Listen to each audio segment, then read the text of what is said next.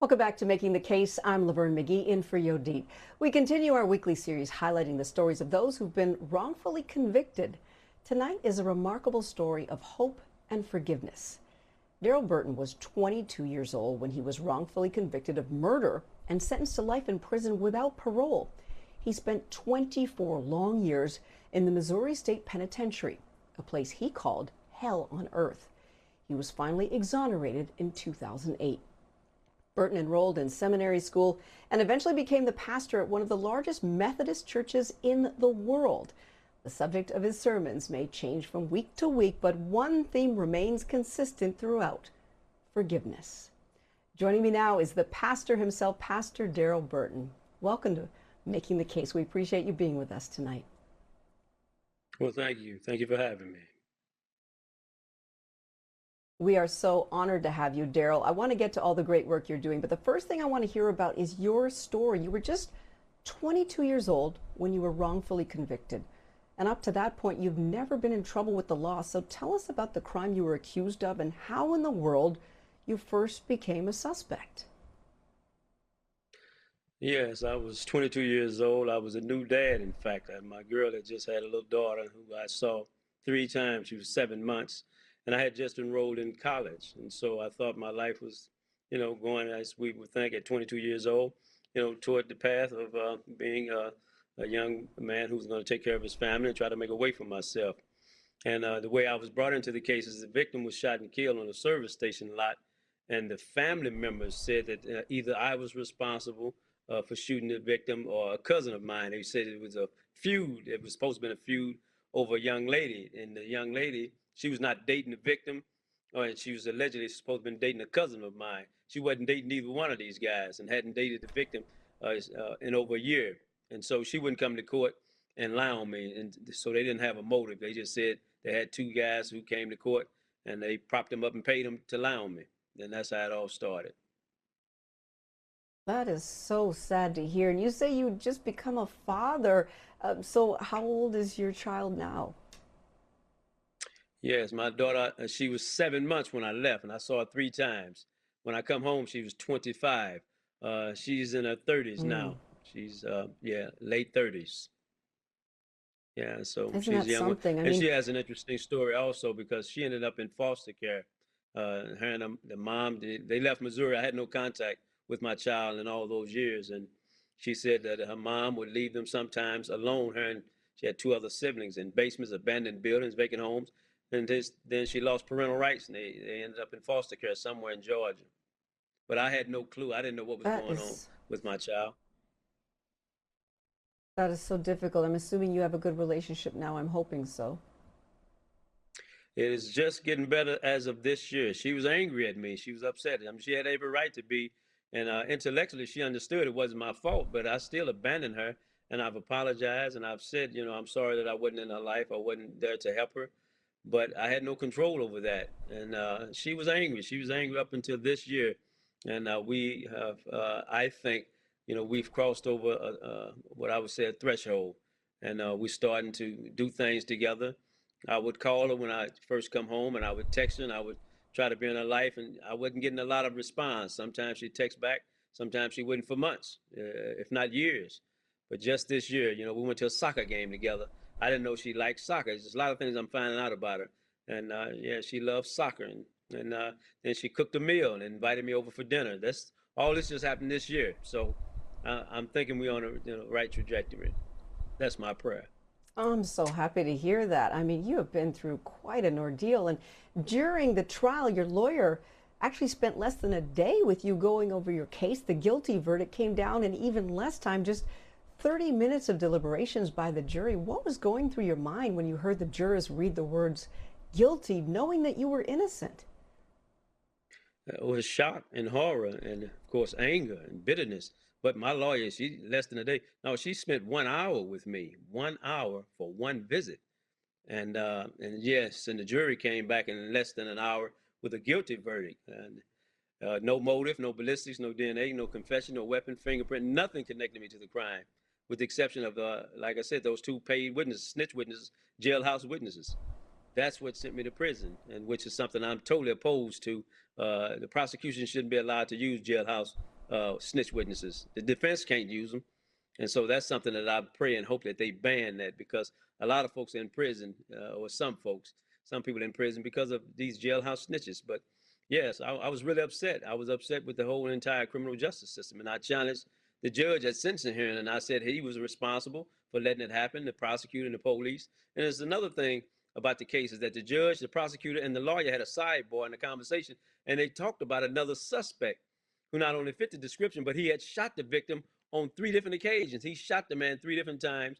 The fourth time he shot and killed him because these two drug gangs were fighting over drug turf. And the judge and the prosecutor, my defense attorney, they agreed not to let the jury hear about that. I didn't find this out until some years later. So that was not justice either. It was just, the whole case was just fraught with injustice. Oh, so many mistakes. So, walking into prison on your first day, you said that you noticed a banner that hung over the entrance that read, "Welcome to the Missouri State Pen. Leave all your hopes, family, and dreams behind." What kind of impact did that have on you as a young 22-year-old? Yes, that banner, a huge banner. That's right. That's what it read. Welcome to the Missouri State Penitentiary. Leave all your hope, family, and dream behind. Psychologically, it crushes you. It says that there is no hope for you. Family can't help you, and your dreams will literally be nightmares. I think, in that moment, what they basically saying is that you're going to die in this place. It's like Dante's Inferno. He who enters here will not leave alive, and you're going to go through hell and unbelievable screams. It's like I can't unhear what I've heard. I can't unsee what I've seen. The brutality. This prison, right? What you're looking at, it was described as the bloodiest 47 acres in America at one time, and it was. They decommissioned it now, and it's closed. It's a tourist attraction or something like that. But yes, this was a horrible place. It was literally hell on earth, and that's the only way I can describe it. And I didn't go in as a believer. I was not a religious guy. In fact, I didn't believe in God or anything else. But I knew if there's got to be something to the opposite of that hell, you can call it heaven, God, or divine, or whatever. But that place, as they say, there are no atheists in foxholes. That place made a believer out of me. My goodness. And you were there for how many years? I was in that prison for about 18 years, 18 years of the more than 24. I was in other maximum security prisons also, but that's the one where I spent the majority of the time, in that prison, Missouri State Penitentiary, Do you located mind if in do you mind Jefferson if I City, ask how Missouri. old you are? You How old look I'm right no now? older than 25, but yeah, you look no older than 25, but forgive me. No, I thank you. I appreciate it. I'm 60, 60. Yes. So Thank you. you, I so thank you.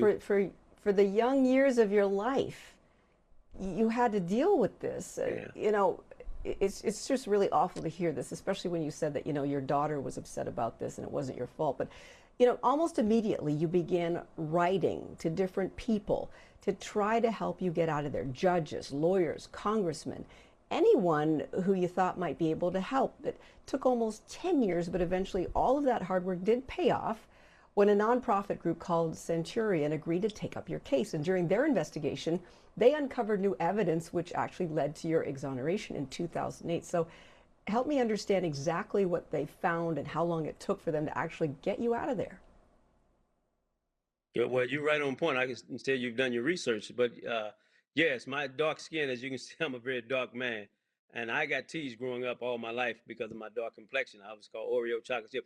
I got a bunch of brothers, 6 brothers, and so my dark skin is really what came to my rescue. There's a woman who had sold a victim to gas the night he was shot and killed, and she came to trial back in 1985. And in fact, she had moved away. They found her in Baltimore, Maryland, brought her back. She said, "Look, I told him in 1985 they had the wrong man because he's too dark. The person who committed the crime was a short, medium to light skinned guy." So my dark complexion was coming to my rescue, and they hid that. They didn't let the lady testify to that. That didn't come out until 2007, all the way from 1984, 85 to 2007. So that was a miracle. The lady was still alive. She's not a young woman, and she said she had been trying to say for years there's an innocent man in prison, Darryl Burton. And so finally, it was finally put before a judge, and he granted me my release. And they had other evidence also. That was just a piece of some information and evidence, but there are other evidence too as well. They found out about the informant files on the snitch witnesses, and that information was presented too. But that didn't come out again to 2007. And he signed an affidavit saying he had lied on me. He signed it 5 months after he testified against me. None of that came out until 2007. The strength you must have had to endure all that for 24 years behind bars, but I'm wondering, how does it feel? How did it feel being able to walk out of that prison a free man? It was surreal. In fact, when the warden came I went to my job site, went to my assignment in the prison, and after about, I don't know, 30 minutes, I got to the job. The warden and a caseworker came, and he was saying he had an order, and the order said that I should be released in 15 days. He had been sitting on the order for 11 days. And so he told me in 3 days that either I was going to be released and set free, or I was going to be back in St. Louis, but I was not going to be in that prison. So he told me to go back to the housing unit and pack my stuff. And I didn't believe him because I had, many times had my hopes up high, and the court seemed like they was going to rule in my favor, and then it would all fall through. So I said, until I'm on the outside of this prison, I just won't believe that. And of course, he said, just go back to the housing unit. Don't call your family, your mom. Just wait till I hear from the courts, and if I'm waiting on an email, and if I get this email and they're not going to retry you, I'm gonna let you go today. It was on a Friday, and so I went back and I said, let me just call the lawyers, and it was about 8:30. The lawyers waiting there. I was just leaving message, so he came and said, congratulations, you've been found innocent, you've been exonerated, and we got to get you out of this prison, and that's where it kind of started. But as it relates to just some of the things that I was going through, how did I do that? And the strength that I had, it was my anger. I was very, very angry. I was filled with a lot of rage and a lot of hate and bitterness. And I used that as fuel to fight my case. As I told the judge, I was going to fight the case till I proved I was innocent. And my little daughter also, I knew I had a little daughter out there. So sometimes when I was about to give up, I would think about that little girl. And I said, I just want to live to see my little girl again before I leave this earth. So, and I That is tell her, so she saved remarkable. my life. She saved my life many times. Say it again. I'm glad to hear that. I'm so glad to hear that. And I just want to get in real quick about this nonprofit that you dedicated to helping others. Because after all that, here you are as a pastor, and you've been talking about forgiveness. Tell us about that. Yes, I am associate pastor at United Methodist Church of Resurrection. Yes, the largest Methodist church, if not America or the world, but it's the largest, and with the largest stained glass. I went to seminary after I was told, and people kept saying, "You're called to preach, called to preach." I didn't know what preachers did, and so I went to seminary, Methodist seminary, and I joined this Methodist church and became. That's where I did my internship and became a pastor, half time, then full time. And then someone said, "Man, why don't you help other innocent people?" And I said, well, I'm working this full-time job as a pastor. I can't do it. But they had in the book of discipline, there's an opportunity where you can do half-time with the church and you can do half what's called extension ministry. And extension ministry is a special ministry that it can be anything. And I chose to do something called Miracle of Innocence to help other innocent people get out of prison because I'm not the only one. And I realized even in my first faith journey that this guy named Jesus, I didn't know this Jesus story. He was innocent also. Yeah, at least 5 times it was said he was innocent. Pilate said it 3 times. The guy next to him that was dying said it once, and another guy, Centurion, said he was innocent. So I said, man, this innocence, this stuff goes all the way back over 2,000 years. And another guy named Joseph that I learned. I said, well, this don't just start with me. And then I just said, Jesus, one verse in the Bible really is what changed my heart. Luke 23:34, when he said, Father, forgive them, for they know not what they do. That was divine to me. And that's what started me on the path to forgiveness. If he could do that at the point of death, then I said, I can do it while I'm in the land of the living.